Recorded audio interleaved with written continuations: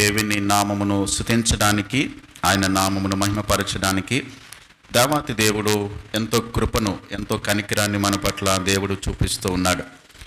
దినదినము కూడా ఆయన నామమును ఘనపరచడానికి, దేవుని నామమును స్తుతించడానికి, ఆయన చేసిన మేలులను బట్టి, చూపిన ఆయన కృపను బట్టి మనం ఎల్లప్పుడూ కూడా దేవునిని ఎంతగానో ఘనపరచవలసిన వారమై ఉన్నాం. అనుదినము కూడా నూతనముగా ఆయన కృపను మన పట్ల చూపిస్తూ ఎన్నో కార్యాలు తన బిడ్డలైన మన జీవితాల్లో దేవుడు జరిగిస్తూ ఉన్నాడు. ఆయన చూపిన కృపను బట్టి మనమేమి కూడా ఆయనకు బదులు చెల్లించలేము, కానీ కృతజ్ఞతాపూర్వకంగా ప్రభు సన్నిధిలో ఎల్లప్పుడూ ప్రభువును ఆరాధిస్తూ ఆయన నామమును మహిమపరిచేవారిగా ఉండాలని దేవుని వాక్యాన్ని బట్టి మనం నేర్చుకుంటున్నాం. మనము ఎఫెసీయులకు రాసినటువంటి పత్రికను మనం ధ్యానం చేస్తున్నాం. అపోస్తలుడైన పౌలు ఎఫెసీయులకు రాసినటువంటి పత్రిక 5వ అధ్యాయము 15 నుండి 21 వచనం వరకు ఉన్న వాక్య భాగాన్ని చదువుకుని దేవుని వాక్యాన్ని ధ్యానం చేద్దాం. అపోస్తలుడైన పౌలు ఎఫెసీయులకు రాసినటువంటి పత్రిక 5వ అధ్యాయము 15 నుండి 21 వచనం వరకు ఉన్న వాక్య భాగాన్ని చదువుదాం. దినములు చెడ్డవి గనుక మీరు సమయమును పోనీయక సద్వినియోగం చేసుకొనుచు అజ్ఞానుల వలె కాక జ్ఞానుల వలె నడుచుకున్నట్లు జాగ్రత్తగా చూచుకొనుడి. ఇందు నిమిత్తము మీరు అవివేకులు కాక ప్రభు యొక్క చిత్తమేమిటో గ్రహించుకొనుడి. మరియు మద్యముతో మత్తులై ఉండకుడి, దానిలో దుర్వ్యాపారము కలదు. అయితే ఆత్మపూర్ణులై ఉండుడి. ఒకరినొకడు కీర్తనలతోనూ సంగీతములతోనూ ఆత్మ సంబంధమైన పాటలతోనూ హెచ్చరించుచు మీ హృదయములలో ప్రభువును గూర్చి పాడుచు కీర్తించుచు మన ప్రభువైన యేసుక్రీస్తు పేరిట సమస్తమును గూర్చి తండ్రి అయిన దేవునికి ఎల్లప్పుడూ కృతజ్ఞతాస్తుతులు చెల్లించుచు క్రీస్తు నందలి భయముతో ఒకరినొకడు లోబడి ఉండుడి. ప్రార్థన చేద్దాం. ప్రేమ కలిగిన మా ప్రియ పరలోకపు తండ్రి, కృపా కనికరములు కలిగిన గొప్ప దేవ, పరిశుద్ధుడని కోట్ల కొలది దూతలతో కొనియాడబడుతూ స్తుతింపబడుతూ ఆరాధింపబడుతున్నటువంటి గొప్ప దేవుడా, మీకు స్తోత్రాలు నాయన. మీ కృప, మీ ప్రేమ ఎంతో ఉన్నతమైనది, అద్భుతమైనది, ఆశ్చర్యమైనది ప్రభా. అనుదినము కూడా మీ కృపలో మమ్మల్ని కాపాడుతూ భద్రపరుస్తూ నాయన, మీ దయలో మమ్మలను కాపాడుతూ నాయన, మాకు కావలసిన సమస్తాన్ని కూడా మీరు అనుగ్రహిస్తూ ప్రభా, మీరు మమ్మలను నడిపిస్తున్న రీతిని బట్టి మీకు స్తోత్రాలు ప్రభా. ఈ ఆదివారపు దినమున మేమందరము మీ సన్నిధిలో చేరి ఇంతవరకు స్తుతించి ఆరాధించడానికి కృపనిచ్చారు. ఈ సమయంలో కొద్ది నిమిషాలు మీ వాక్యాన్ని నేర్చుకోవడానికి మీ పాద సన్నిధికి మేము వస్తూ ఉండగా మీ వాక్యము ద్వారా మాతో మాట్లాడండి. మీ వాక్యము ద్వారా మమ్మలను దర్శించండి, మమ్మలను బలపరచండి, మమ్మలను హెచ్చరించండి. మా ఆత్మీయ జీవితమును సరిదిద్దుకోవడానికి, సరిచేసుకోవడానికి మీ వాక్యము ద్వారా మమ్మలను బలపరిచి మాతో మాట్లాడి మా విశ్వాస జీవితంలో తొట్టిల్లిపోకుండా, పడిపోకుండా సంపూర్ణంగా ప్రభా మీ చిత్తాన్ని మేము నెరవేర్చేవారుగా మీ ఆత్మ సహాయం ద్వారా మమ్మల్ని బలపరిచి కృప చూపించమని, మీ నామమునకు మాత్రమే మహిమ తెచ్చుకొనమని యేసయ్య నామములో ప్రార్థించి వేడుచున్నాను మా పరమ తండ్రి, ఆమేన్. చదవబడిన వాక్య భాగంలో నుండి మనం కొన్ని వాస్తవాలు నేర్చుకోవడానికి ప్రయత్నించేద్దాం. మనం చదువుకున్నటువంటి ఈ 7 వచనాల్లో 5 రకాలైనటువంటి విషయాలు పౌలు గారు ఇక్కడ నేర్పిస్తూ ఉన్నాడు. మొట్టమొదటిగా క్రైస్తవ నడకను గురించి ఆయన మాట్లాడుతున్నాడు. క్రైస్తవ నడకను గురించి, the principle of Christian walk. మీరు జ్ఞానుల వలె నడుచుకోవాలి అన్నది క్రైస్తవ నడక. రెండవది ఏంటంటే సమయాన్ని మీరేం చేయాలి, సద్వినియోగం చేసుకోవాలి. మూడవది దేవుని చిత్తం ఏంటో మనం తెలుసుకుని ఆ విధంగా నడుచుకోవాలి. గత వారం దేవుని చిత్తం ఏంటి, ఆయన చిత్తం మనకి ఎలా తెలుస్తుందో అన్నది మనం నేర్చుకోవటం జరిగింది. మూడవది ఇక్కడ పౌలు గారు మరొక మాట ఏం చెప్తున్నాడంటే, మీరు ఆత్మపూర్ణులై ఉండండి, పరిశుద్ధ ఆత్మపూర్ణులై ఉండండి అని చెప్తా ఉన్నాడు. చివరిగా చివరి వచనంలో ఒకరినొకడు కూడా లోబడి ఉండండి, ఒకరికొకడు లోబడి ఉండండి. మొట్టమొదటిగా క్రిస్టియన్ వాక్, రెండవది ద ప్రిన్సిపల్ ఆఫ్ టైం, మూడవది మనం డిసిషన్ మేకింగ్, మనం నిర్ణయాలు తీసుకునేటప్పుడు దేవుని చిత్త ప్రకారం చేయాలి. నాలుగవది ఏంటంటే ప్రిన్సిపల్ ఆఫ్ కంట్రోల్, పరిశుద్ధాత్మ దేవుని యొక్క ఆధీనములో మనము నడిపించబడాలి. ఐదవది ఒకరికొకడు మనం సబ్మిట్ అయి ఉండాలి, అంటే ఒకరినొకరు లోబడి ఉండాలి అనేటువంటి సత్యాన్ని మనం నేర్చుకున్నాం. క్రైస్తవ విశ్వాస నడక గురించి మనం మాట్లాడుకున్నప్పుడు క్రైస్తవ నడక అనేది, క్రైస్తవ విశ్వాస జీవితం కొనసాగించడం అన్నది నైతిక విలువలతో సంబంధించింది, నైతిక విలువలతో కూడింది.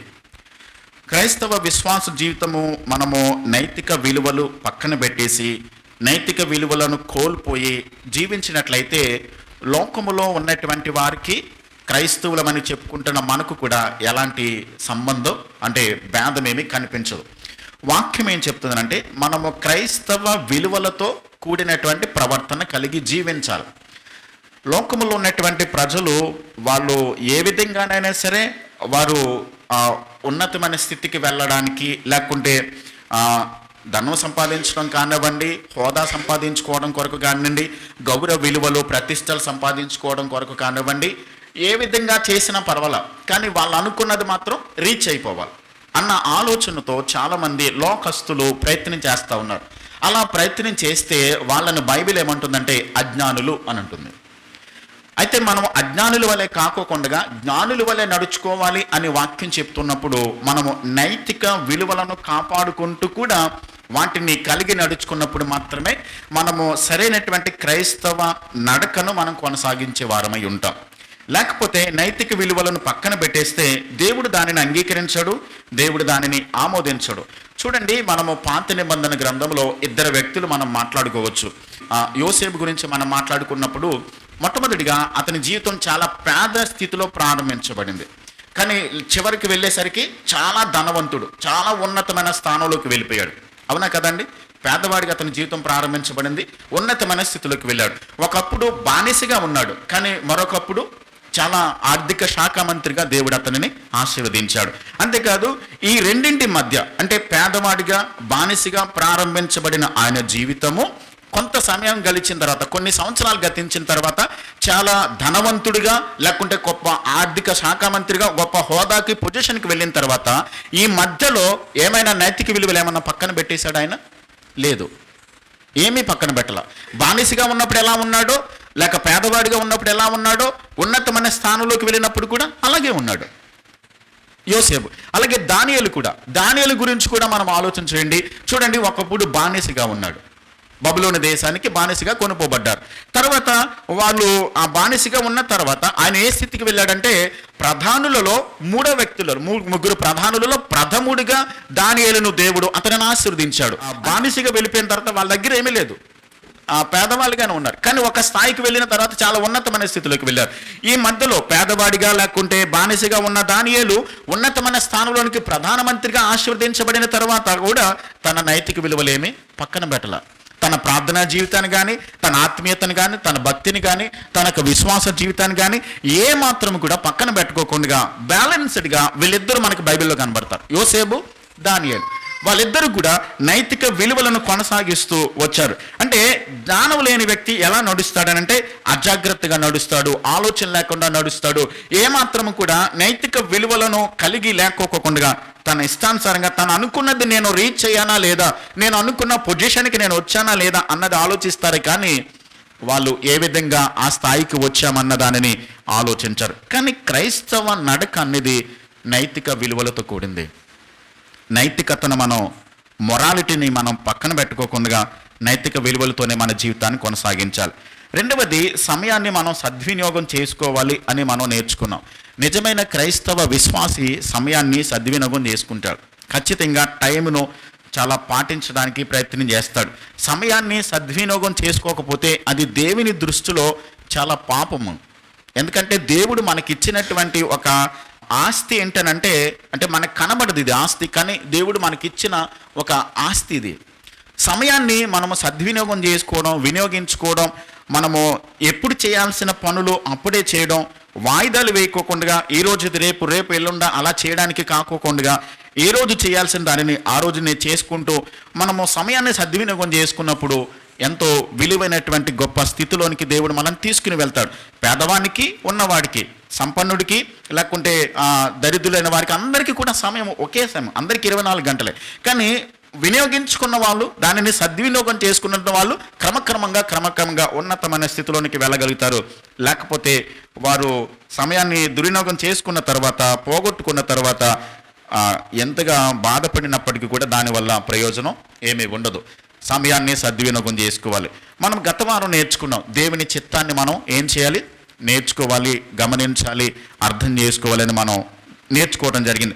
ప్రతి క్రైస్తవుడు కూడా ఖచ్చితంగా దేవుని చిత్తాన్ని చేయాలి. ప్రతి క్రైస్తవుడు ఖచ్చితంగా మనం అందరం ఏం చేయాలి, దేవుని చిత్తాన్ని తెలుసుకోవాలి, దేవుని చిత్తాన్ని చేయాలి. మనందరి పట్ల దేవుడి కలిగి ఉన్నటువంటి 75%, అంటే మనం గత వారం ఏమి నేర్చుకున్నాం, 100% దేవుని చిత్తం ఉన్నట్లయితే అందులో 75% అందరూ కూడా చేయాల్సిన దేవుని చిత్తం ఏంటంటే పరిశుద్ధులుగా జీవించడం, అన్ని విషయాలలో ప్రతి విషయంలో దేవునికి కృతజ్ఞతాస్తుతులు చెల్లించడం అనేది దేవుని చిత్తమని మనం నేర్చుకున్నాం. అయితే దేవుని చిత్తాన్ని చేసిన వాళ్ళు మాత్రమే పరలోకానికి వెళ్తారు. యేసుప్రభు ఏం చెప్పాడు, మత్తయి సువార్త 7వ అధ్యాయంలో, ప్రభువా ప్రభు అని పిలిచి ప్రతివాడు పరలోక రాజ్యానికి ప్రవేశించాడు, కానీ నా తండ్రి చిత్త ప్రకారం చేయువాడు మాత్రమే పరలోక రాజ్యానికి వెళ్తాడు అని ప్రభు చెప్పాడు. మొదటి యోహాను పత్రికలో కూడా ఏమని వాక్యం చెప్తుందంటే, లోకము దాని ఆశయు గతించిపోవును గాని దేవుని చిత్తమును జరిగించువాడు మాత్రమే నిరంతరము జీవిస్తాడు, నిలిచి ఉంటాడు అన్నది దేవుని వాక్య సత్యం మనకు నేర్పిస్తూ ఉంది. కాబట్టి దేవుని చిత్తాన్ని మనం చేస్తా ఉన్నప్పుడు వ్యక్తిగతంగా మన జీవితాలలో దేవుడి కలిగి ఉన్నటువంటి ఆయన ఉద్దేశం ఏంటో దేవుణ్ణి అడిగితే ఖచ్చితంగా చెప్తాడు. 75% మనం చేస్తూ ఉన్నప్పుడు, అంటే ఆ పరిశుద్ధులుగా జీవించడం, ప్రతి విషయంలో దేవునికి కృతజ్ఞతాస్తుతులు చెల్లించడం, ఇవి చేసుకుంటూ వెళ్తున్నప్పుడు వ్యక్తిగతంగా అది ఎలాగనంటే, ఏ ఉద్యోగం చేయాలి, లేకుంటే ఎవరిని పెళ్లి చేసుకోవాలి, లేకుంటే ఏ వ్యాపారం చేయాలి, లేకుంటే ఎక్కడ స్థిరపడాలి, లేకుంటే దేవుని సేవ చేసే విషయంలో దేనికి సంపూర్ణమైన సేవకు రావాలా లేదా అన్న దానిని, ఈ విషయాల గురించి వ్యక్తిగతంగా మన జీవితాలలో దాన్ని ఎన్నుకోవలసిన పరిస్థితికి వచ్చినప్పుడు దేవుడు వ్యక్తిగతంగా మన పట్ల ఏ ఉద్దేశాన్ని కలిగి ఉన్నాడో దేవుణ్ణి అడిగినప్పుడు ఖచ్చితంగా అని చెప్తాడు. ఎప్పుడు ఆయన చిత్తాన్ని అందరూ చేయాల్సినటువంటి 75% ఆయన యొక్క చిత్తాన్ని జరిగించుకుంటూ వెళ్తున్నప్పుడు, అప్పుడు ప్రత్యేకంగా వ్యక్తిగతంగా మన పట్ల దేవుడు ఏ ఉద్దేశాన్ని కలిగి ఉన్నాడు అన్నది ఆయన మనకి స్పష్టంగా తెలియజేస్తాడు. ఈ రోజున మనం ఒక వాక్యాన్ని ధ్యానం చేద్దాం. 18వ వచనాన్ని చదువుదాం. మరలా 5వ అధ్యాయం 18వ వచనం. మరియు మద్యముతో మత్తులై ఉండకడి, దానిలో దుర్వ్యాపారం కలదు, అయితే ఆత్మపూర్ణులై ఉండుడి. యూదులు ఏదైనా ఒక విషయాన్ని నొక్కి ప్రత్యేకంగా చెప్పాలి అని అనుకున్నప్పుడు వాళ్ళు ఏం చేస్తారంటే, మొట్టమొదటిగా నెగిటివ్ విషయాన్ని ముందు చెప్తారు, తర్వాత పాజిటివ్ విషయాన్ని చెప్తారు. అందుకనే పౌలు గారు ఇక్కడ ఏమని చెప్తున్నాడు అంటే, మద్యముతో మత్తులై ఉండకండి, దానిలో దుర్వ్యాపారం ఉంది, అయితే మీరు ఆత్మపూర్ణులై ఉండండి. ఖచ్చితంగా ప్రతి మనిషి కూడా ఏదో ఒక దానితో నిండి ఉంటాడు. ప్రతి మనిషి కూడా ఏదో ఒకటి నిండి ఉంటాడు. ఉదాహరణకి చూడండి, లూకాసు వార్త 4వ అధ్యాయం 28వ వచనాన్ని ఒకసారి చదువుదాం. కొన్ని రెఫరెన్సులు చూద్దాం. ఇక్కడ మనిషి దేనితో నిండి ఉంటాడో ఒకసారి చూద్దాం. లూకాసు వార్త 4వ అధ్యాయము 28, 29 వచనాలు చదువుతున్నాను. లూకాసు వార్త 4వ అధ్యాయము 28, 29 వచనాలు. సమాజ మందిరములో ఉన్న వారందరూ ఆ మాటలు విని ఆగ్రహముతో నిండుకొని లేచి ఆయనను పట్టణములో నుండి వెళ్ళగొట్టి ఆయనను తలక్రిందులుగా పడద్రోయవలనని తమ పట్టణము కట్టబడిన కొండపేటు వరకు ఆయనను తీసుకుని పోయారు. ఇక్కడ దేనితో నిండుకున్నారు వీళ్ళు? ఆగ్రహముతో నిండుకున్నారు 29వ వచనంలో. అలాగే మరలా అపోస్తలుల కార్యాల గ్రంథము 13వ అధ్యాయము 45వ వచనాన్ని చదువుదాం. వారు మత్సరముతో నిండుకొని దూషించుచు, ఇక్కడ పౌలు మీద వాళ్ళు తిరగబడ్డారు. ఎలాగా? మత్సరముతో వాళ్ళు నిండుకున్నారు. అలాగే అపోస్తలుల కార్యాల గ్రంథం 5వ అధ్యాయం 3వ వచనాన్ని చదువుదాం. అపోస్తలుల కార్యాల గ్రంథం 5వ అధ్యాయము 3వ వచనం. అననీయాతో పేతురు గారు మాట్లాడుతూ, పరిశుద్ధ ఆత్మను మోసపుచ్చుటకు సాతాను ఎందుకు మీ హృదయమును ప్రేరేపించను అని ఇక్కడ రాయబడింది. అయితే ఇక్కడ ప్రేరేపించను అని ఇక్కడ తెలుగులో రాయబడింది, కానీ ఇంగ్లీష్లోనైతే ఫిల్డ్ బై సాతాన్ అని చెప్పి రాయబడి ఉంటుంది. అంటే వాళ్ళు సాతాను చేత వాళ్ళ హృదయంలో ఏమై ఉన్నారు? నిండి ఉన్నారు, నింపబడి ఉన్నారు. 5వ అధ్యాయం 17వ వచనం కూడా చదువుదాం చూడండి. 5వ అధ్యాయం 17వ వచనంలో, ప్రధాన యాజకుడును అతనితో కూడా ఉన్న వారందరూ అనగా సద్దూకైల తెగవారు లేచి మత్సరముతో నిండుకొని. రోమపత్రిక 1వ అధ్యాయం 29వ వచనం. అపోస్తలుడైన పౌలు రోమీయులకు రాసిన పత్రిక 1వ అధ్యాయం 29వ వచనాన్ని చదువుదాం. అట్టివారు సమస్త దుర్నీతి చేతను, దుష్టత్వము చేతను, లోభము చేతను, ఈర్ష్య చేతను నిండుకొని. చూడండి, మనం చదువుకున్నటువంటి ఈ పైవచనాలన్నిటిలోనూ కూడా మనము యేసు ప్రభు మీద వాళ్ళు ఆగ్రహంతో నిండుకున్నారు, అలాగే పౌలు మీద మత్సరముతో నిండుకున్నారు. అననీయ సాతాను చేత నింపబడ్డాడు. తర్వాత ప్రధాన యాజకులు సద్దుకేలు తెగవారు మత్సరముతో నిండుకున్నారు. ఇక్కడ రోమపత్రికలో సమస్త దుర్నీతి చేత, దుష్టత్వం చేత, లోభత్వం చేత, ఈర్ష్య చేత నిండుకొని ఉన్నారు. ఖచ్చితంగా మనమందరం కూడా ఏదో ఒక దానితో నిండి ఉంటాం. చూడండి, వచనాలన్నింటిలో మనము ఏదో ఒక దానితో నిండి ఉంటామని వాక్యములు మనం చదువుకున్నట్లుగా కొంతమందికి బద్ధకం, కొంతమందికి నిరాశ, కొంతమందికి కోపం, కొంతమందికి అనుమానం, కొంతమందికి భయం, కొంతమందికి సంథింగ్ ఏదో ఒకటి మనం నిండి ఉంటాం అన్నది మనం ఇక్కడ చదువుకున్నటువంటి వచనాలు బట్టి మనం అర్థం చేసుకుంటున్నాం. అయితే అపోస్తల కార్యాల గ్రంథములో మనం చదువుకున్నట్లయితే 2వ అధ్యాయం మొదలుకొని మనము చివరి అధ్యాయం వరకు కనుక చదివినట్లయితే ప్రతి అధ్యాయంలో కూడా రాయబడింది ఏంటంటే పరిశుద్ధాత్మ చేత నిండుకొని అనే వాక్యాన్ని మనం చదువుకుంటాం. అపోస్తల కార్యాల గ్రంథం 2వ అధ్యాయం మొదలుకొని చివరి అధ్యాయం వరకు కూడా వారు పరిశుద్ధాత్మ చేత నిండుకొని, పరిశుద్ధాత్మ చేత నింపబడిన వారే, పరిశుద్ధాత్మ చేత వారు నింపబడిన వారే, పరిశుద్ధాత్మ దేవుడు వారి మీదకి దిగి వచ్చినప్పుడు అనే పదాలు ఎక్కువగా చదువుకుంటాం. అంటే ఆదిమ సంఘము ప్రారంభించబడినటువంటి మొట్టమొదటి దినాల్లో ప్రజలందరూ కూడా రకరకాలుగా లోకస్సులు మత్సరముతో, ఆగ్రహముతో, కోపముతో, ఈర్ష్యతో, దుష్టత్వముతో నిండిన వారిగా కనపడుతున్నప్పటికీ కూడా దేవుని సంఘములో చేర్చబడినటువంటి దేవుని బిడ్డలు దేనితో నింపబడి ఉన్నారు? పరిశుద్ధాత్మ చేత. 2వ అధ్యాయము మనము అపోస్తల కార్యాల గ్రంథం 2వ అధ్యాయం మొదలుకొని చివరి అధ్యాయం వరకు కూడా చదివినట్లయితే ఆత్మచేత నింపబడ్డారు, ఆత్మచేత నింపబడ్డారు అని చెప్పని మనము చదువుకుంటున్నాం. మనకు అర్థమవుతున్నది ఏంటంటే 2 రకాలైనటువంటి నింపుదలలు కనబడుతున్నాయి. ఒకటి ఆత్మ నింపుదల, రెండవది లోక సంబంధంగా సంబంధించిన ఏదో ఒక దాని చేత నింపబడి ఉండటం. ఇక్కడ పౌలు గారు ఎఫెసీ పత్రికలో ఏమని చెప్తున్నాడనంటే, మీరు మద్యముతో మత్తులై ఉండకండి, దేని చేత నింపబడి ఉండాలి? మీరు ఆత్మచేత, ఆత్మపూర్ణులై ఉండాలి అని మనకి నేర్పిస్తున్నాం. అయితే ఆత్మపూర్ణులై ఉండడం ఏంటి? ఆత్మపూర్ణులై ఉండడం ఏంటి? ఒకసారి ఈ మాటను మనం జ్ఞాపకం చేసుకుందాం. ఇప్పుడు నా దగ్గర ఒక ఎంటీ కప్పు ఉందనుకోండి, ఒకవేళ ఒక కప్పు ఉందనుకోండి, ఆ కప్పులో నీళ్లు పోసుకోవాలనంటే ఒకవేళ అంతకుముందే దానిలో నీళ్ళు ఉన్నట్లయితే నేనేం చేస్తాను, దాన్ని వంపేసి మళ్ళీ వేడి నీళ్ళు కావాలితే వేడి నీళ్ళు, చన్నీళ్ళు కావాలితే చన్నీళ్ళు నేను పోసుకుంటాను. అలా కాకోకుండా ఇప్పుడు వేరే వాళ్ళ దగ్గర నేను నీళ్ళు కావాలని బిందె పట్టుకుని వెళ్ళాను అనుకోండి, అప్పుడు ఏం చేయాలి? నేను వాళ్ళు నాకు నీళ్లు పోస్తారు కాబట్టి నేను బిందెని ఏం చేయాలి? ఖాళీ చేసుకుని వెళ్ళాలి. కప్పు దగ్గర ఉన్నప్పుడు నేనే పోసుకుంటాను, నేనే ఖాళీ చేసుకుంటాను దాన్ని. రెండవది, ఎదుటి వాళ్ళు నాకు నీళ్ళు ఇస్తారనుకున్నప్పుడు నేను పట్టుకుని వెళ్ళినప్పుడు నేను ఖాళీ చేసుకుని పట్టుకుని వెళ్ళాలి. పట్టుకుని వెళ్ళినప్పుడు బిందెని చూసి ఒకవేళ అందులో బురద కానీ మట్టి కానీ ఏదైనా ఉందనుకోండి, నువ్వు ఖాళీ చేసుకుంటా, శుభ్రం చేసుకుంటా అని చెప్పాను ఆయన అంటాడు. అప్పుడు నేనేం చేయాలి? శుభ్రంగా దాన్ని కడుక్కుని శుద్ధి చేసుకుని పట్టుకుని వెళ్ళాలి. ఇది రెండవది. కానీ పరిశుద్ధాత్మ దేవుని దగ్గరికి వచ్చేసరికి ఇప్పుడు శుద్ధి చేయాలి, లేకుంటే మనలను ఆయన శుభ్రం చేసి ఆయన ఆత్మచేత మనలను నింపాలనంటే మన హృదయాలలో దేవునికి ఇష్టం కానటువంటి కార్యాలు, మురికి ఏదైతే ఉందో మనము ఆయన దగ్గరికి వెళ్ళి ప్రభువా నన్ను నింపు అని చెప్పని మనం అడిగినప్పుడు నీ హృదయాన్ని మనంతట మనముగా ఎన్నడూ శుద్ధి చేసుకోలేం. మన హృదయాన్ని ఎవరు శుద్ధి చేస్తారు? దేవుడే శుద్ధి చేయాలి, ఆయనే మనల్ని నింపాలి. కప్పులో ఉన్న వాటరు అంతకుముందు ఉన్నట్లయితే నేనే శుభ్రం చేసుకున్నాను, నేనే పోసుకున్నాను. ఎదుటి వాళ్ళు నాకు ఇస్తారనుకున్నప్పుడు నేను శుభ్రం చేసుకు పట్టుకుని వెళ్ళాను, వాళ్ళు నీళ్ళు ఇచ్చారు.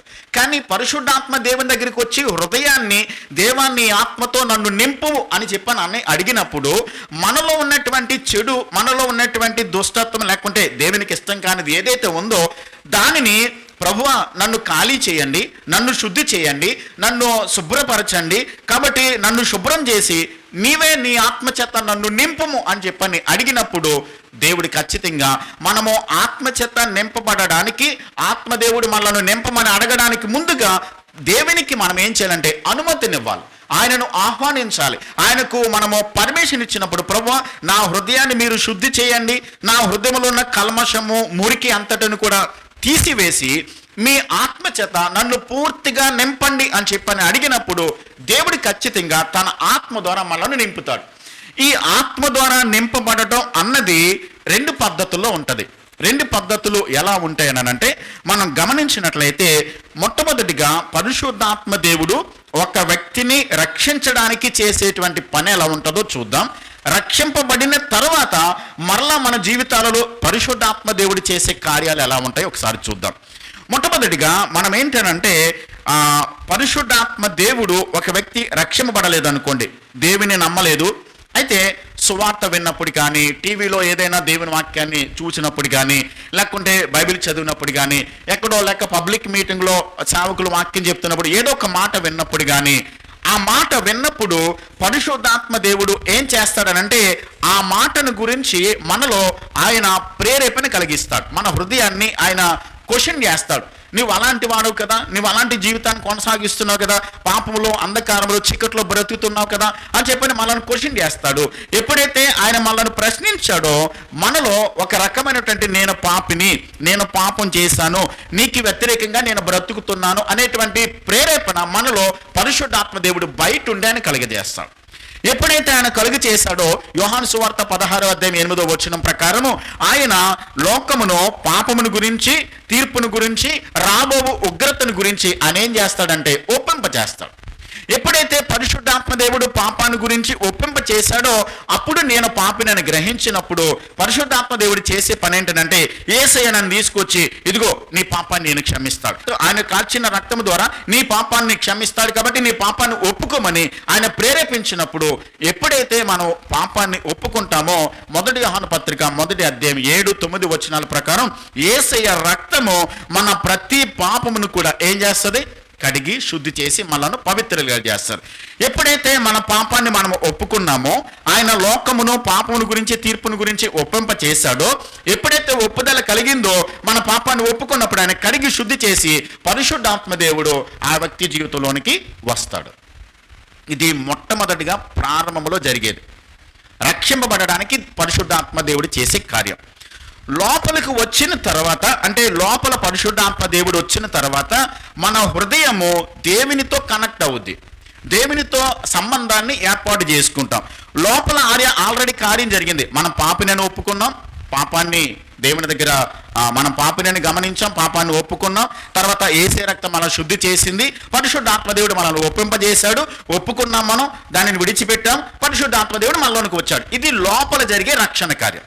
ఇది జరిగిన తర్వాత ఇప్పుడు దేవునికి మనకి సంబంధం ఏర్పడింది కాబట్టి మనం రక్షింపబడ్డాము. హృదయంలో అంతరంగంలో జరిగింది. నేను రక్షింపబడ్డాను అనడానికి రుజువుగా లోకస్తులకు తెలియడం కొరకు అప్పుడు మనం ఏం చేస్తాం, బాప్తీసం తీసుకుంటాం. ఇక్కడ ఒక మాట నేను జ్ఞాపకం చేస్తాను. బాప్తీసం ఇచ్చి యోహాను ఆయన మాట్లాడుతూ మత్తయి సువార్త 3:11 నేను నేలలో బాప్తీసం ఇచ్చుచున్నాను కానీ నా వెనుక వచ్చేవాడు నాకంటే ప్రాముఖ్యమైన వాడు, గొప్పవాడు, ఆయన మీకు ఏం చేస్తాడు, పరిశుద్ధాత్మలోను అగ్నిలోను మీకు ఏం చేస్తాడు, బాప్తీసం ఇస్తాడు. ఈ పదాలు ఒకసారి గమనించండి. పరిశుద్ధాత్మలోను అగ్నిలోను బాప్తీసం ఇస్తాడు. ఈ బాప్తీసం ఖచ్చితంగా బాప్తీసానికి 4 విషయాలు ఉంటాయి. మొట్టమొదటిది ఏంటంటే బాప్తీసంలో జరిగేది ఎవరిస్తున్నారు, ఎందుకు ఇస్తున్నారు, ఎందులో ఇస్తున్నారు, ఎవరు దేనిలో ఇస్తున్నారు అనేది మనం చూద్దాం. యోహాను ఏం చేశాడు, నేలలో బాప్తీసం ఇచ్చాడు. ఎవరికి ఇచ్చాడు, యూదులకు ఇచ్చాడు. ఎందుకోసం ఇచ్చాడు, పశ్చాత్తాపం కొరకు, మారు మనసు కోసం ఇచ్చాడు. ఓకే, ఇది యోహాను ఇచ్చినటువంటి బాప్తీసం. సరే, ప్రభువు ఇచ్చేటువంటి బాప్తీసం, ఆత్మ బాప్తీసం ముందు చూసారా, పరిశుద్ధాత్మ బాప్తీసం, ఇది ఎవరు ఇస్తారు, యేసు ప్రభు ఇస్తాడు. యేసు ప్రభు బాప్తీసం ఇస్తాడు. అయితే ఎందులో ఇస్తాడు, పరిశుద్ధాత్మలో బాప్తీసం ఇస్తాడు. ఎందుకోసం ఇస్తాడు, మనమందరం కూడా రక్షణలోకి రావడానికి, దేవునిని అంగీకరించడానికి, సార్వత్రిక సంఘములో మనమందరం కూడా సభ్యులుగా చేర్చబడడానికి యేసుక్రీస్తు ప్రభు ఆత్మలో మనకు బాప్తీసం ఇస్తాడు. ఎప్పుడైతే ఆత్మలో బాప్తీసం ఇచ్చాడో మనము దేవునికి సంబంధించిన వారం అవుతాం, దేవునితో మనకి సంబంధం ఏర్పడుతుంది. దేవునితో నాకు సంబంధం ఏర్పడింది కాబట్టి నేను దేవునితో సంబంధాన్ని ఏర్పాటు చేసుకున్నాను. ఆత్మలో బాప్తీసం ప్రభు నాకు ఇచ్చాడు కాబట్టి నేను దేవుని ఒప్పుకున్నానని అందరికీ కనబడే విధంగా అప్పుడు ఏం చేస్తాం, మనం నీటి బాప్తీసం తీసుకుంటాం. ఇది బాప్తీసంలో జరిగేది. ఇప్పుడు ఒకసారి గమనించాలి. ఇప్పుడు లోపల అంతరంగంలో మనకి ఆత్మ బాప్తీసం జరిగిన తర్వాత అంటే ఇప్పుడు మనం పాపినని ఒప్పుకొని పాపాన్ని దేవుని దగ్గర క్షమించమని అడిగి యేసయ్య రక్తం చేత శుద్ధి చేయబడి పరిశుద్ధాత్మ దేవుడు మనలోకి వచ్చింది. ఇది ఎవరికి కనబడదు, ఎవరికి తెలియదు. లోపల మాత్రమే జరుగుద్ది. ఆయనకు మనకి జరిగినటువంటి సంబంధంలో జరుగుద్ది. ఇప్పుడు దేవునికి నాకు కనెక్షన్ ఏర్పడింది కాబట్టి నేను ఇంకా నీటి బాప్తిసం తీసుకోను అని అంటున్నామనంటే లోపల జరిగిన దాని గురించి నేను అనుమానించాలి. అర్థమవుతుందా? అది లోపల జరిగిందో లేదో అనుమానించాలి. ఇంకా సందేహించడం, ఇంకా వాయిదాలు వేయడం, తర్వాత చూద్దాం, ఇప్పుడు కాదు అని చెప్పని వాయిదాలు వేస్తున్నాం, భయపడుతున్నాం, తర్వాత చూద్దాంలే అని అంటున్నామంటే దాని అర్థం ఏంటంటే లోపల జరిగింది సరిగా జరగలేదు. సరిగా జరిగితే ఒక తీర్మానం తీసుకుంటాం, ఖచ్చితంగా దేవునితో సంబంధాన్ని ఏర్పాటు చేసుకోవడానికి ఎవరేమనుకున్నా నాకు అనవసరం, నాకు దేవునికి ఒక సంబంధం, ఆ పరిశుద్ధాత్మ అగ్ని బాప్తిసం నాకు జరిగింది కాబట్టి, ఆ కన్ఫెషన్ లోపల జరిగింది కాబట్టి, ఆయన నన్ను ఒప్పింపజేశాడు, లోపలికి వచ్చాడు కాబట్టి నేను ఖచ్చితంగా నీటి బాప్తిసం తీసుకుంటాను. ఇంకొక మాట, లోపల జరిగినటువంటి కార్యం సరిగా జరగకుండా మనం నీటి బాప్తిసం తీసుకుంటే దానికి విలువ లేదు. గమనించండి, చాలా మంది కూడా లోపల కార్యం జరగకుండా, లోపల ఆత్మదేవుని యొక్క అభిషేకం అంటే ఆత్మ ఒప్పిదల జరగకుండా చాలా మంది మునిగొచ్చేస్తారు లోపల నుంచి నీటిలో. దానివల్ల ఏం ప్రయోజనం లేదు, దానివల్ల ఏమాత్రం కూడా ఉపయోగం కూడా లేదు. కానీ లోపల జరిగిన తర్వాత కూడా ఇంకా నీటి బాప్తిసం తీసుకోకపోతే అది అనుమానించాల్సిన పద్ధతి. కాబట్టి ఒకటి అర్థం చేసుకోవాలి, మన హృదయాలను దేవుడు, పరిశుద్ధాత్మ దేవుడు నింపుదల అనేది ఎప్పుడు చేస్తాడనంటే ఇది మొట్టమొదటిగా రక్షణలోకి రావడానికి పరిశుద్ధాత్మ దేవుడు చేసేటువంటి ప్రాథమికంగా అందరిలోనూ జరిగేటువంటి కార్యం రక్షింపబడడానికి. రెండవది, పరిశుద్ధాత్మ దేవుడు రక్షణలోనికి వచ్చడానికి చేసినటువంటి కార్యం జరిగిన తర్వాత ఆయన లోపలోనికి వచ్చి ఆయన ఏం చేస్తాడో చూద్దాం. యోహాను సువార్త ఆయన చేసే పనులు ఎలా ఉంటాయి, ఆయన చేసే కార్యాలు ఎలా ఉంటాయో పరిశుద్ధాత్మ దేవుని గురించి మనం ఒక్కసారి చూద్దాం. 14వ అధ్యాయము 16వ వచనాన్ని 17వ వచనాన్ని చదువుతాను. నేను తండ్రిని వేడుకొందును, మీ యొద్ద ఎల్లప్పుడు నుండుటకై ఆయన వేరొక ఆదరణకర్తను, అలాగా సత్యస్వరూపియగు ఆత్మను మీకు అనుగ్రహించును. లోకము ఆయనను చూడదు, ఆయనను ఎరుగదు గనుక ఆయనను పొందనేరదు. మీరు ఆయనను ఎరుగుదురో, ఆయన మీతో కూడా ఉండును, మీలో ఉండును. అంటే పరిశుద్ధాత్మ దేవుడు ఒక్కసారి ఒక వ్యక్తిని రక్షించిన తర్వాత, ఈ మాటలు జాగ్రత్తగా వినండి, ఒక్కసారి మనం నీటి బాప్తిసం పొంది లోపల కూడా రక్షణ కార్యం జరిగిన తర్వాత, ఆత్మ బాప్తిసం జరిగిన తర్వాత, పరిశుద్ధాత్మ దేవుడు మనలోనికి వచ్చిన తర్వాత ఇంకెప్పుడు కూడా బయటికి వెళ్ళడు, ఎప్పుడు మనతోనే ఉంటాడు. ఒకవేళ మనం ఉద్దేశపూర్వకంగా పాపం చేశామనుకోండి, 4వ అధ్యాయం 30వ వచనం ప్రకారము ఎఫెసీ పత్రిక, పరిశుద్ధాత్మ దేవుడు లోపల ఉండి ఏం చేస్తాడు? ఆయన దుఃఖపడతాడు, బాధపడతాడు. అంతేకాదు, 1 దశలోనికి పత్రిక 5వ అధ్యాయం 16వ వచనం ప్రకారము ఆత్మను మీరు ఆర్పవద్దు అనే మాటను రాశాడు. దుఃఖపరచవద్దు, ఆర్పవద్దు, ఈ 2 పదాలు గమనించండి. మనము బాప్తిసం పొందిన తర్వాత కూడా, రక్షణలోకి వచ్చిన తర్వాత కూడా మనము ఉద్దేశపూర్వకంగా కావాలని పాపం చేయడానికి వెళ్తూ ఉన్నప్పుడు ఆత్మదేవుడు మనల్ని హెచ్చరిస్తాడు, మనతో మాట్లాడతాడు. ఇది మంచిది కాదు, ఈ పద్ధతి సరైనది కాదు, ఇలా చేయడం ఇది దేవునికి ఇష్టం కాదు అని ఆత్మదేవుడు మనతో మాట్లాడతాడు. మాట్లాడిన తర్వాత కూడా మనం కావాలని వెళ్ళి ఒక్కసారి పాపం చేశామనుకోండి, మరలా రెండవసారి కూడా మరి ప్రయత్నం చేసాం, అప్పుడు కూడా ఆత్మదేవుడు మనల్ని హెచ్చరిస్తాడు, గద్దిస్తాడు. ఇలా 2-3 సార్లు జరిగిన తర్వాత లోపల ఉన్న పరిశుద్ధాత్మదేవుడు ఇంకా హెచ్చరించడం మానేస్తాడు. అప్పుడు ఏమైందనమాట, మనల్ని హెచ్చరించిన ప్రతిసారి కూడా మొట్టమొదటిసారి వెళ్ళి పాపం చేసినప్పుడు లోపల ఉన్న పరిశుద్ధాత్మదేవుడు దుఃఖపడుతున్నాడు. దుఃఖపడినప్పుడు పరిశుద్ధాత్మ దేవుని మనం దుఃఖపరిచినప్పుడు 7 నష్టాలు జరుగుతాయని గతంలో చెప్పాను నేను. రక్షణ ఆనందాన్ని కోల్పోతాం, దేవుని ప్రేమను మనం అనుభవించడం కోల్పోతాం. ప్రేమ గలవాడే దేవుడు ప్రేమ చూపిస్తాడు, కానీ ఆ ప్రేమ యొక్క మాధుర్యాన్ని మనం అనుభవించడం కోల్పోతాం. దేవుడు మనకిచ్చిన ఆత్మవరాలు వాళ్ళు ఫలితంగా ఉండదు. ఎదుటి వాళ్ళని మనం ప్రేమించలేం, ఎదుటి వాళ్ళని మనం క్షమించలేం.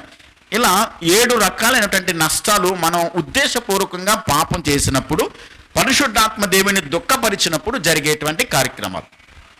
ఇక పదే మనం పాపం చేసుకుంటూ వెళ్ళిపోతున్నాం అనుకోండి, రక్షణలోకి వచ్చాం, వాక్యాన్ని చదువుతున్నాం, ప్రార్థన చేస్తున్నాం, దేవుని ఎరిగాం, కానీ ఉద్దేశపూర్వకంగా పదే చేసుకుని వెళ్ళిపోతే ఇంకా ఆయన మనతో మాట్లాడడు, మనకి వార్నింగ్ కూడా ఇవ్వడు. అలా వార్నింగ్ ఇవ్వకోకుండా ఆయన సైలెంట్గా ఉన్నప్పుడు, ఆయన మౌనంగా ఉన్నప్పుడు ఏం జరుగుతుంది అంటే మనం ఏం చేసినా సరే మనకి రైట్ అనిపిస్తుంది. మనం ఏ తప్పుదములు చేసినా పర్వాలేదులే, అందరూ చేస్తున్నారని సమర్థించుకుని ఇంకా పాపంలో బ్రతుకుతాం. ఇంకా ఏ పాపం చేసినా, ఏ తప్పు చేసినా మనకి అది గద్దింపు కానీ, అది మనకి ఏ మాత్రం కూడా మనలో నేను పాపం చేశాను, దేవునికి వ్యతిరేకంగా జీవిస్తున్నాను అనేటువంటి ఆలోచన కూడా లేకోకుండా పాపంలోనే బ్రతుకుతూ ఉంటాం. మరలా దేవుడు ఎప్పుడైతే మనలో ఆ పశ్చాత్తాపం కలిగి ఒకనొక దినాన మరలా దేవుడు చేసినటువంటి పాపాన్ని బట్టి మనలను డిసిప్లైన్ చేయడానికి, ఎందుకని దేవుడు రక్షించుకున్నాడుగా, దేవుడు తన ప్రాణాన్ని పెట్టి మనం బ్రతికించాడుగా, ఒకప్పుడు ఆత్మ బాప్తీసము, నీటి బాప్తీసము దేవుడు మనకు అనుగ్రహించాడుగా. కాబట్టి ఆత్మ బాప్తీసం ఇచ్చినటువంటి ఆయన మరలా ఆయన కలుగ చేసుకుని తన కృప ద్వారా చేసిన పాపాన్ని బట్టి శిక్షించడం, అంటే డిసిప్లిన్ చేయడం, చేసిన పాపానికి ప్రతిఫలాన్ని మనం అనుభవిస్తూ ఉన్నప్పుడు మరలా మనలో పశ్చాత్తాపాన్ని కలుగజేసి దేవుడే కలుగజేసుకుని మరలా ఆయన దగ్గరికి తిరిగి వచ్చినప్పుడు మనలో ఉన్న పరిశుద్ధాత్మ దేవుడు మరలా పని చేయడం ప్రారంభిస్తాడు. అంతవరకు పని చేయదు. అంతవరకు ఆయన ఏం చేశాడు, ఒకప్పుడు దుఃఖపడ్డాడు చేయడానికి, మొదటిసారి వెళ్ళినప్పుడు హెచ్చరించాడు, వినలేదు, మళ్ళీ చేసుకుంటూ వెళ్ళాం, ఇంకా మాట్లాడలే. ఆయన మనలోనే ఉంటాడు, కానీ ఆ రక్షణ ఆనందాన్ని, రక్షణ సంతోషాన్ని, క్షమించడాన్ని, ప్రేమించడాన్ని, అలాగే ఇవన్నీ కోల్పోతాం. ఒక మాట నేను జ్ఞాపకం చేశాను, మనం భూమి మీద చేసిన ప్రతి పాపానికి తగినటువంటి ప్రతిఫలాన్ని భూమి మీదే ఖచ్చితంగా మనం అనుభవించి తీరాలి. అది వాక్యం చెప్తున్న సత్యం. ఎందుకనంటే మరలా మనం పాపం చేశాం కాబట్టి యేసయ్య వచ్చి మరలా మన కొరకు సిలువలో ప్రాణం పెట్టి మనల్ని విమోచించడం ఇది జరగదు. ఆల్రెడీ ఒకసారి చేసేసాడు ఆయన, అయిపోయింది రక్షణ కార్యం. అయితే మనము చేసిన పాపానికి ప్రతిఫలంగా మనకు దానికి తగినటువంటి శిక్షను, పర్యవసానాన్ని అనుభవించి తీరాల్సి ఉంటుంది.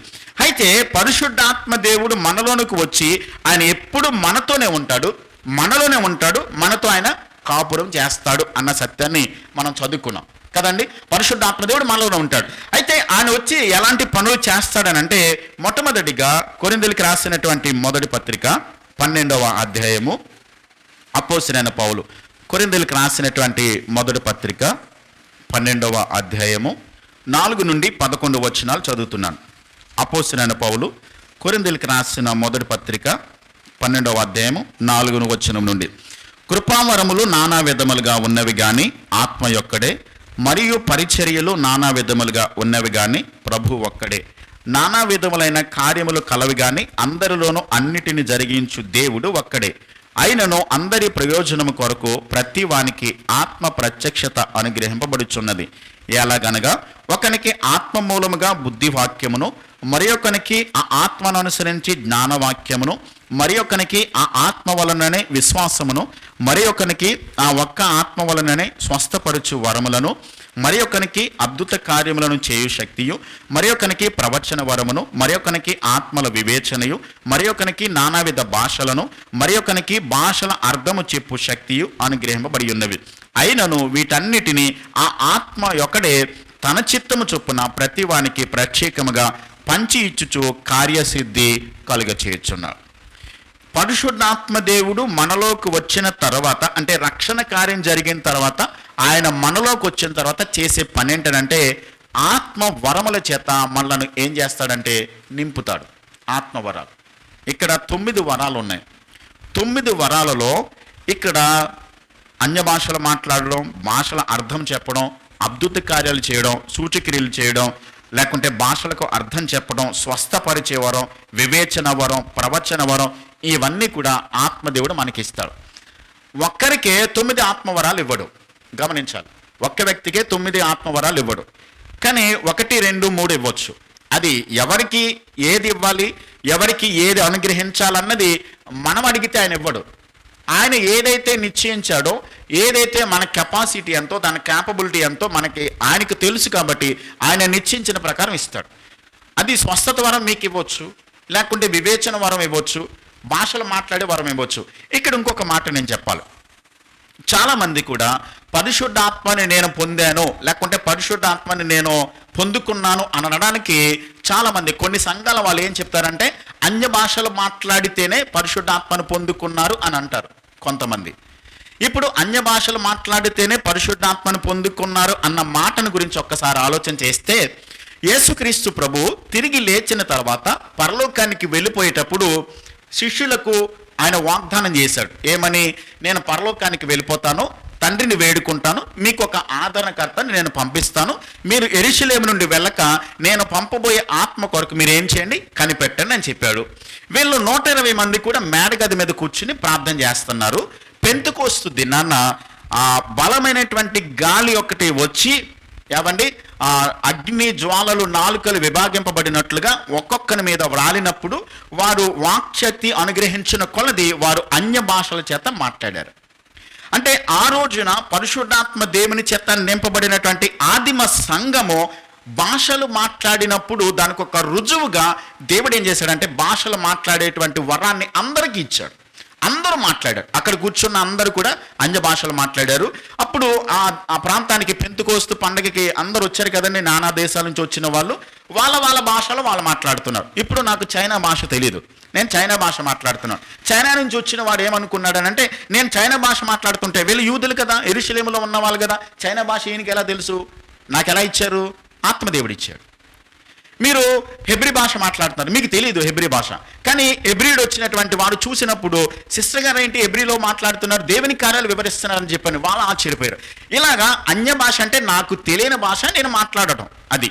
కాబట్టి వారు భాషలు మాట్లాడుతున్నప్పుడు దేవుని కార్యాలు వాళ్ళు వివరిస్తున్నప్పుడు వచ్చిన వాళ్ళందరూ చూసి ఇది దేవుని కార్యమే అని చెప్పని వాళ్ళు ఆశ్చర్యపోతున్నప్పుడు పేతురు నిలబడి అప్పుడు చెప్పాడు, ఇదిగో యేసు ప్రభు భూమి మీదకి వచ్చాడు, ఆయన 33.5 సంవత్సరాలు జీవించాడు, నజరేయుడగు యేసుని మీరు ఆ కోపముతో మత్సరంతో నిండుకొని ఆయన చంపేశారు, కాబట్టి ఆయన చనిపోయి సమాధి చేయబడి 3వ దినాన తిరిగి లేచి పరలోకానికి వెళ్ళాడు, ఆయనే ఈ ఆత్మను పంపించాడు అని చెప్పని సువార్త ప్రకటించినప్పుడు అందరూ కూడా ఆ వాక్యాన్ని అంగీకరించి 3,000 మంది సంఘంలో చేర్చబడ్డారు. ఇది మొట్టమొదటిగా జరిగినప్పుడు పరిశుద్ధాత్మ శక్తిని పొందుకున్నప్పుడు ఆత్మదేవుడిచ్చినటువంటి వరం ఏంటంటే అన్య భాషలు మాట్లాడారు.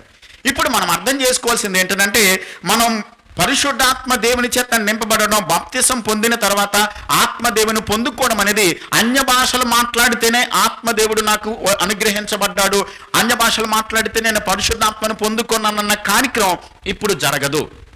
ఇప్పుడు దాన్ని దేవుడు ఏం చేశాడనంటే అన్య భాషలో మాట్లాడేటువంటి ఒక వరముగా దేవుడు దాన్ని మార్చి ఇస్తున్నాడు ప్రతి వారు. ఇప్పుడు నూతన నిబంధనలో మనకి గ్రంథస్థం చేయబడిన తర్వాత వాక్యాన్ని మనకి ఇచ్చిన తర్వాత సంఘాలలో ప్రభు చెప్పేది ఏంటంటే పరిశుద్ధాత్మ దేవుడు మనకు అనుగ్రహించబడినప్పుడు ఎప్పుడు అనుగ్రహించబడతాడంటే అపోస్తలికల గ్రంథం 2వ అధ్యాయము 38వ వచనం ప్రకారం మీరు ప్రతివాడు పాప క్షమాపణ నిమిత్తము మీరు మారు మనసు పొంది పశ్చాత్తాపడి బాప్తిసం పొందినప్పుడు పరిశుద్ధాత్మ దేవుడు మనకు వరముగా దయచేయబడతాడు.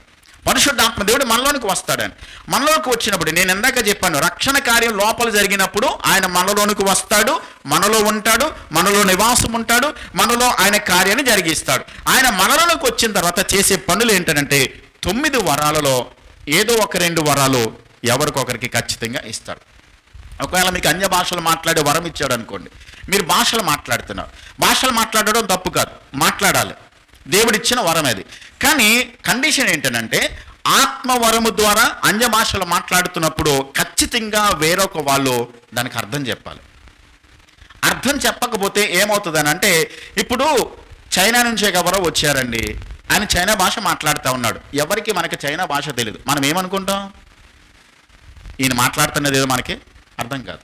దానికి ఖచ్చితంగా ఎవరు ఉండాలి, ట్రాన్స్లేటర్ ఉండాలి, దాన్ని తర్జుమా చేసేవాళ్ళు కావాలి.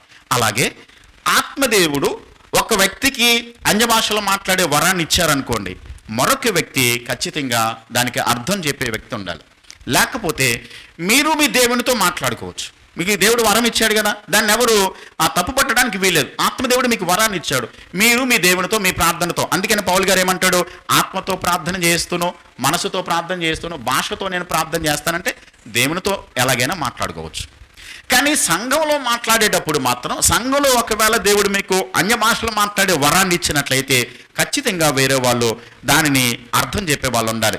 మీరేమని ప్రార్థన చేయాలంటే అన్య భాషల వరాన్ని దేవుడు మీకు ఇచ్చినప్పుడు ప్రభువా దీనికి అర్థం చెప్పే వరాన్ని మరొకరికి ఇవ్వవా అని చెప్పని మీరు ప్రార్థన చేసినప్పుడు ఖచ్చితంగా వేరే వాళ్ళకి ఇచ్చినప్పుడు సంఘం అంతా కూడా క్షేమాభివృద్ధి చెందుతాను. మీరు దేవుని కార్యాలు వివరిస్తున్నారు కదా, దేవుడు మీతో మాట్లాడుతున్నాడు అన్య భాషల ద్వారా, దానికి అర్థాన్ని వేరొక వ్యక్తి చెప్తున్నప్పుడు మీరిద్దరి మధ్య జరుగుతున్నటువంటి ఆ కాన్వర్జేషన్ విన్నప్పుడు దేవుడి మర్మాలు, దేవుని వాక్యాలు, దేవుని యొక్క జరగబోయేటువంటి విషయాలు చెప్తున్నప్పుడు సంఘమంతా కూడా ఆదరింపబడడానికి, సంఘమంతా కూడా ప్రోత్సహింపబడడానికి, సంఘమంతా కూడా హెచ్చరింపబడడానికి అవకాశం ఉంటుంది.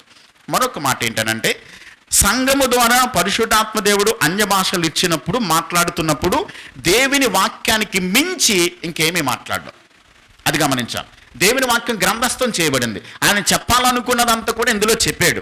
కాబట్టి దానికి మించి ఇంకేదో చెప్పాలని ఆయన ఏం చెప్పడు. కానీ దీనికి సంబంధించినటువంటి వాక్యాలు తీసుకునే యేసయ్య ఏం చెప్పాడు, ఆయన నా వాటిలో నుండే తీసుకుని మీకు బోధిస్తాడు, ఆయన మిమ్మల్ని ఏం చేస్తాడు, సర్వసత్యంలోనికి నడిపిస్తాడు. ఇంకా లోతుగా మనం ఆత్మలో ఎదగడానికి, లోతైన సత్యాలు తెలుసుకోవడానికి దేవుడు అన్య భాషల ద్వారా దేవుడు మనతో మాట్లాడతాడు. ఏ వరం ఇస్తాడో నాకు తెలియదు, ఏ వరం దేవుడు మీకు ఇవ్వాలని ఆయన నిశ్చయించాడో అదే మీకు ఇస్తాడు. కాబట్టి అన్య భాషలు మాట్లాడాలన్నది ఇస్తాడో, లేకుంటే స్వస్థపరిచే వరం ఇస్తాడో, లేకుంటే ప్రవచన వరం ఇస్తాడో, లేకుంటే అద్భుతాలు చేయే వరం ఇస్తాడో, లేకుంటే వివేచన వరం ఇస్తాడో, మీరు ప్రార్థన చేస్తే దేవుడు స్వస్థపరిచే వరాన్ని ఇస్తాడో, ఏది ఇస్తాడన్నది దేవుడు మీకు కలిగి ఉన్నటువంటి సామర్థ్యాన్ని బట్టి దేవుడు పంచి ఇస్తాడు. అది ఆయన చేసేటువంటి మొట్టమొదటి పని.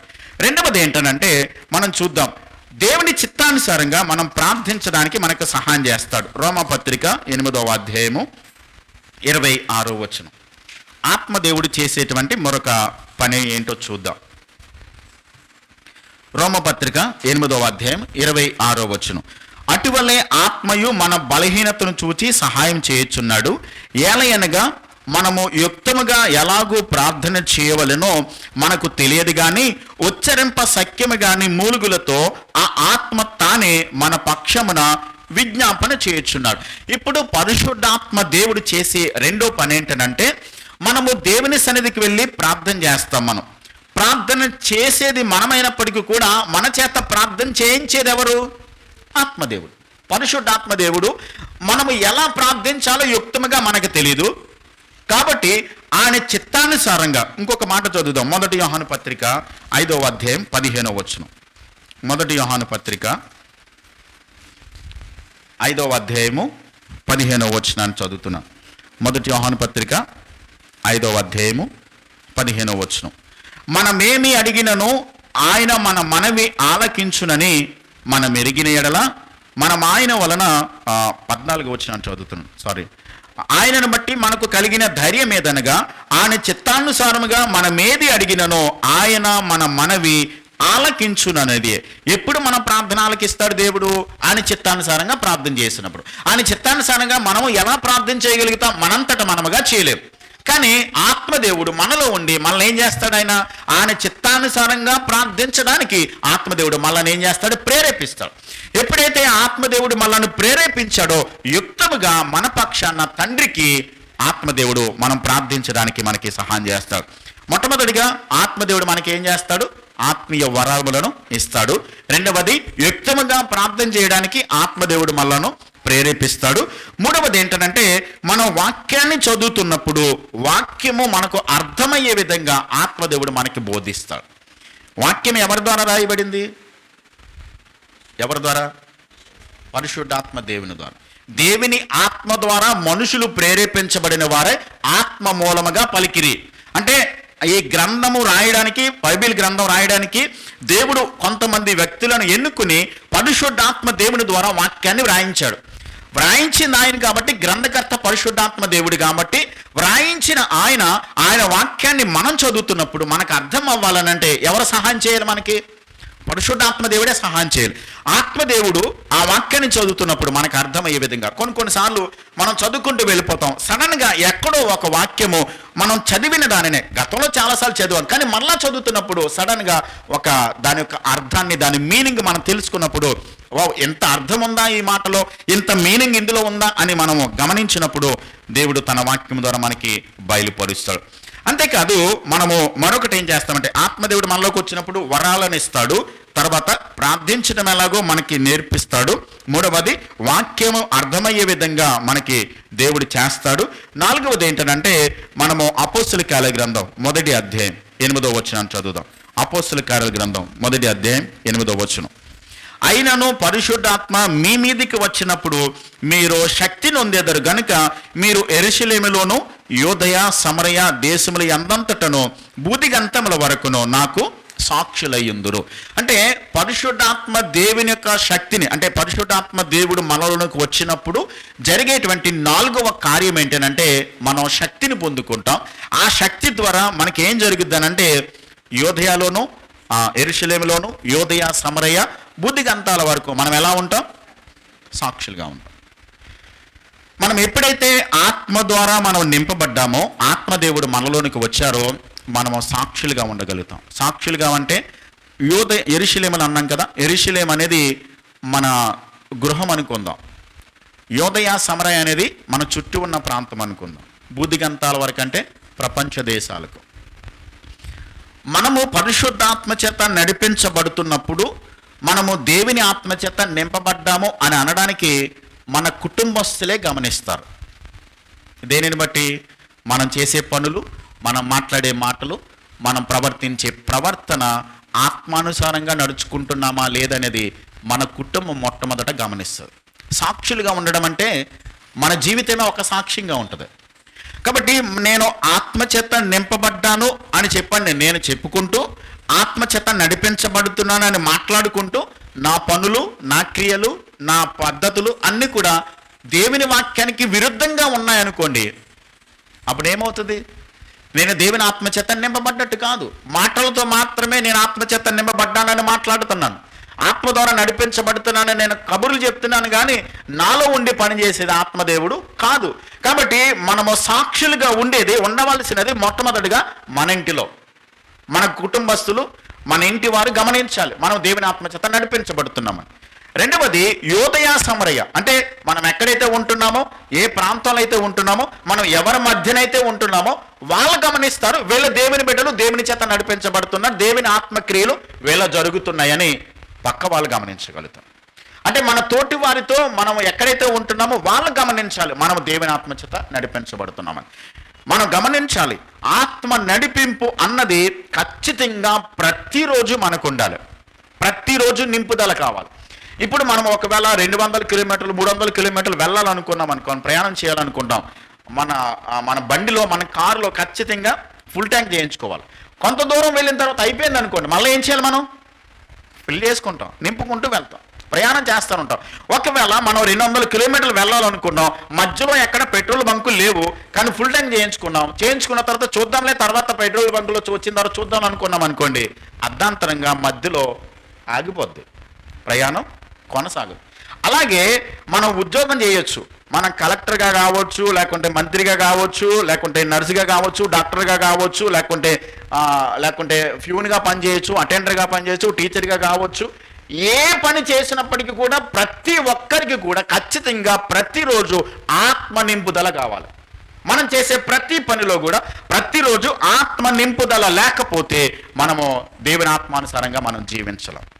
అందుకనే ఈ పౌలు గారు ఏం చెప్తున్నాడంటే, మీరు మద్యముతో మత్తులై ఉండకండి, మీరు ఆత్మ పూర్ణులై ఉండండి. ప్రతిరోజు కూడా దేవుని శక్తిని, దేవుని యొక్క అభిషేకాన్ని, దేవుని సన్నిధిని మనం అన్ని చోట్ల కూడా ఎప్పుడైతే ఆత్మచేత నింపబడి మనం ఆత్మకు మనల్ని మనం అప్పగించుకుని మనం బయటికి వెళ్ళి మనం పనులు చేయడానికి వెళ్తామో, అప్పుడు మనం చేసే పనుల్లో, మనం చేసే వ్యాపారాలు, ఉద్యోగాల్లో, పనులన్నిటిలోనూ కూడా దేవుని ఆత్మ సహాయం ద్వారా మనం చక్కగా చేయగలుగుతాం.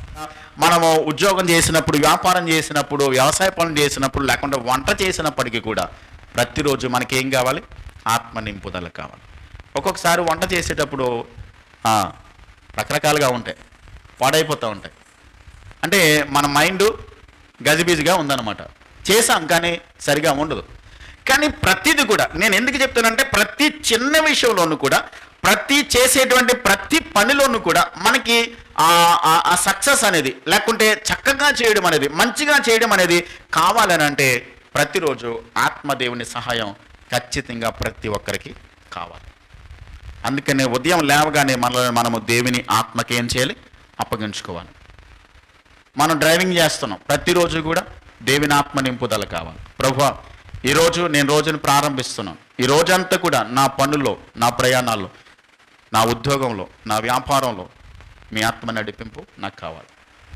అందుకనే ఆత్మ నడిపింపు లేకపోతే మనము ఎన్నడూ దేవుని చిత్తాన్ని చేయలేం, దేవునికి సాక్షులుగా ఉండలేం, దేవుని చిత్తాన్ని మనం ఎన్నడూ కూడా చేయలేం. ఆత్మ నడిపింపు లేకపోతే, దేవుని చిత్తం లేకోకుండా ఎన్నడూ కూడా దేవుని కొరకు మనము మహిమ తెచ్చే వారిగా మనం జీవించలేం. మన ద్వారా దేవుని నామము మహిమపరచబడాలి అని అంటే ఆత్మ సహాయం మనకు ఖచ్చితంగా ప్రతిరోజు అవసరం. అందుకనే నింపబడుతూ ఉండాలి.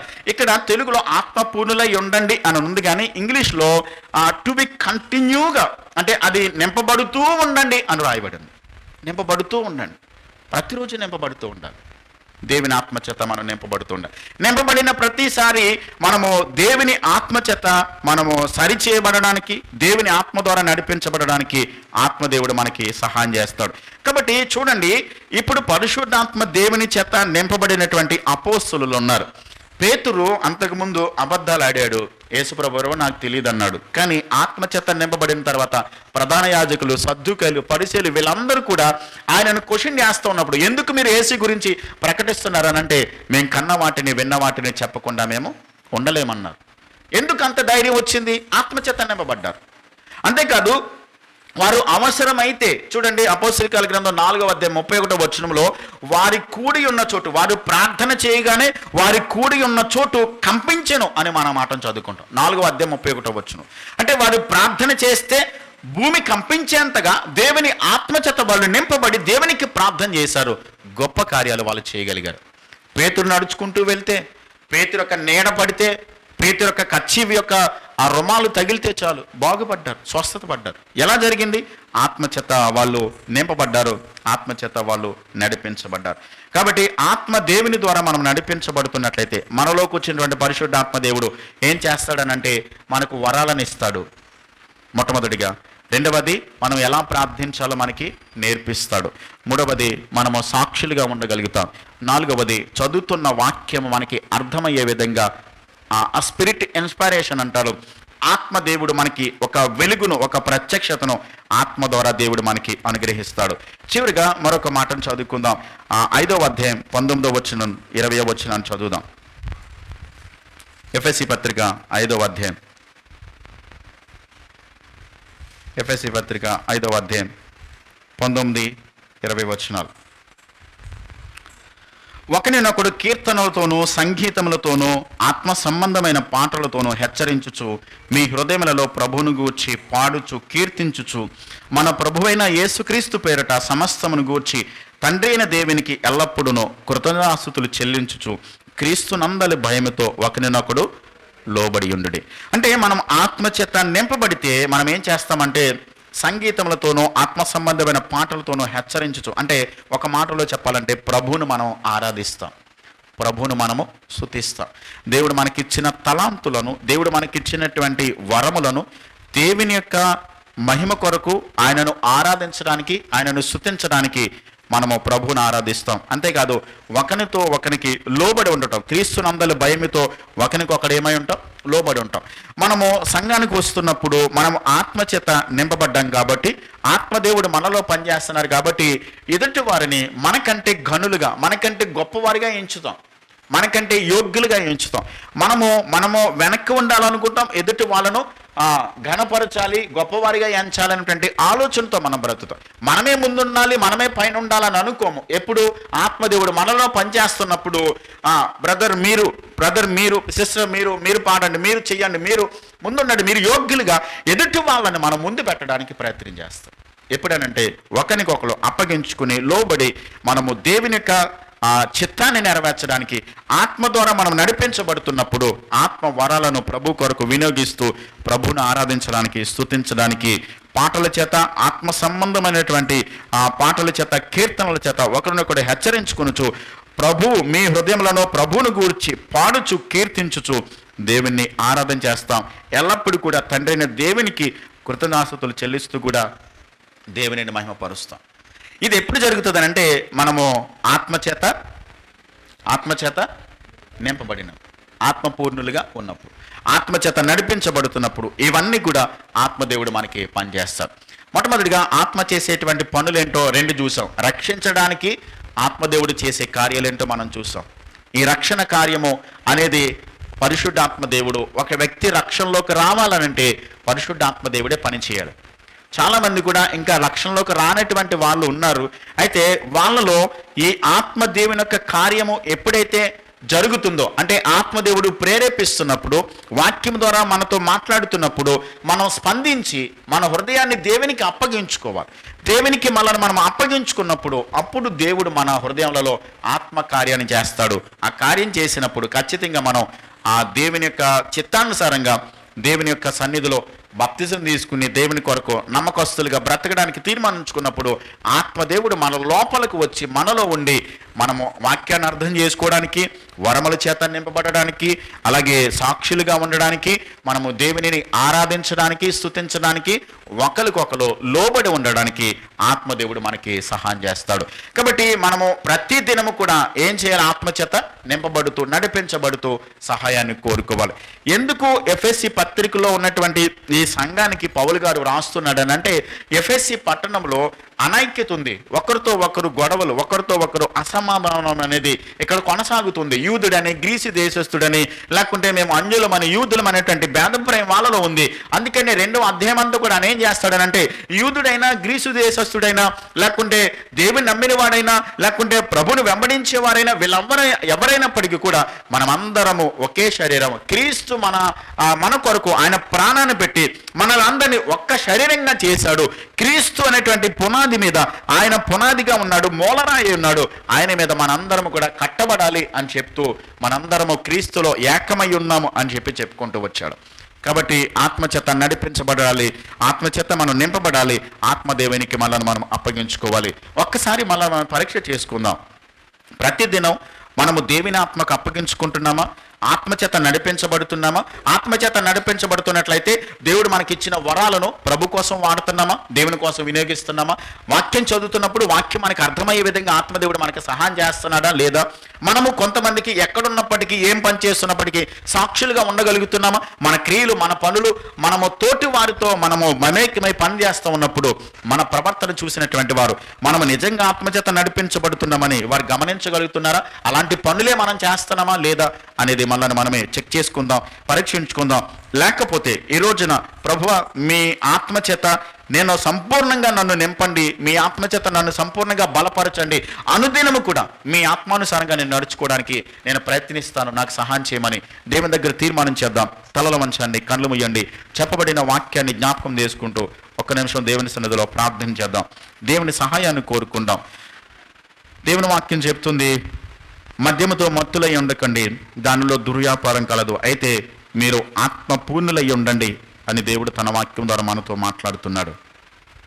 కాబట్టి ఒక్కసారి మనల్ని మనమే పరీక్షించుకుందాం, పరిశీలించుకుందాం. ఒకవేళ ఎక్కడైనా ఆత్మదేవుడు మనలోకి వచ్చిన తర్వాత ఆయనను మనం బాధ పెడుతున్నామేమో, దుఃఖ పెడుతున్నామేమో, మన క్రియల ద్వారా, మన పనుల ద్వారా, మనం చేసేటువంటి తీర్మానాల ద్వారా ఒకవేళ ఆత్మదేవుడు దుఃఖపడుతున్నాడేమో, ప్రభు దగ్గర క్షమించమని అడుగుదాం. ఆయన మనలో పరిపూర్ణంగా పనిచేయడానికి ఆయనకు అవకాశం ఇద్దాం, ఆయనకు అప్పగించుకుందాం. ఆయనను మన జీవితాలలో పరిపూర్ణంగా ఆయనకు మాత్రమే మన హృదయం మీద, జీవితం మీద సంపూర్ణంగా అధికారం ఆయనకు అప్పగించి, ప్రభువా మీరు నన్ను నడిపించండి, ప్రభువా నన్ను పరిపాలించండి, నాకు యజమానిగా, నాకు కాపరిగా, నాకు తండ్రిగా, నన్ను నడిపించేటువంటి నాయకునిగా మీరు నాకు ఉండండి. మీ చిత్తాన్ని నేను నెరవేర్చుటకు, మీ వాక్యాన్ని అర్థం చేసుకోవడానికి, మీరు నాకు ఇచ్చిన ఆత్మీయ వరములను ప్రభా మీ మహిమ కొరకు వాడడానికి, ప్రభా మీ చిత్తంలో నేను నడవడానికి, నేను ఎక్కడున్నా మీకు సాక్షులుగా జీవించడానికి నాకు సహాయం చేయమని ప్రభు సహాయం కోరుకుందాం. ఆత్మదేవునికి మనము అప్పగించుకుందాం. ఆత్మదేవుడు మనకు సహాయం చేస్తారు. మనము క్రీస్తు యేసు యొక్క సారూప్యతలోనికి మలచబడడానికి ఆత్మదేవుడే మనకు సహాయం చేస్తాడు. ఆయనకు అప్పగించుకుంటే ప్రభు యొక్క లక్షణాలు, ప్రభు యొక్క గుణగణాలు మనలో అవి ఫలించడానికి, మనము ఆత్మ ఫలాన్ని ఫలించడానికి ఆత్మదేవుడు మనకి సహాయం చేస్తారు. ప్రార్థన చేద్దాం. ప్రేమ కలిగిన మా ప్రియ పరలోకపు తండ్రి, మీ శ్రేష్టమైన, ఘనమైన, మహోన్నతమైన నామమునకు వందనాలు, స్తోత్రాలు, స్తుతులు చెల్లిస్తున్నాం ప్రభా. ఆత్మ పూర్ణులై ఉండండి అని ప్రభా మీరు మాకు నేర్పిస్తూ ఉన్నారు తండ్రి. పరిశుద్ధాత్మదేవ, మీరు మాలోనికి వచ్చి మీరు చేసేటువంటి పనులు, చేసే కార్యాలు ఏ విధంగా ఉంటాయో అన్నది మీరు మాకు నేర్పిస్తూ ఉన్నారు, మీరు మాకు బోధిస్తూ ఉన్నారు ప్రభా. మీ వాక్యాన్ని అర్థం చేసుకోవాలంటే మీ సహాయం మాకు కావాలి. మేము సాక్షులుగా ఉండాలన్నా, క్రీస్తు సారూప్యతలోనికి మేము మలచబడాలన్నా ప్రభా తండ్రి నైనా, మేము ఆత్మీయ వరములను మీ కొరకు వినియోగించాలన్నా సరే ప్రభా మీ సహాయం మాకు కావాలి. మేము నింపబడుతూ ఉండాలి గనుక మీ సహాయాన్ని మేము కోరుకుంటున్నాం. మీరు మమ్మల్ని నింపండి ప్రభా. మాలో ఉన్న మురికి, మాలో ఉన్నటువంటి మీకు ఇష్టం కాని పనులు, కార్యాలు ఏవైతే ఉన్నాయో వాటన్నిటిని కూడా తీసివేసి మమ్మల్ని శుద్ధి చేసి కడిగి ప్రభా మమ్మలను ప్రభా మీకు అర్హతమైనటువంటి పాత్రలుగా చేసి మమ్మలను పూర్తిగా నింపుమని మమ్మల్ని మేము మీకు అప్పగించుకుంటున్నాం. మాకు సహాయం చేయండి ప్రభా. మమ్మల్ని కడగండి, శుద్ధి చేయండి, మమ్మల్ని నింపండి ప్రభా.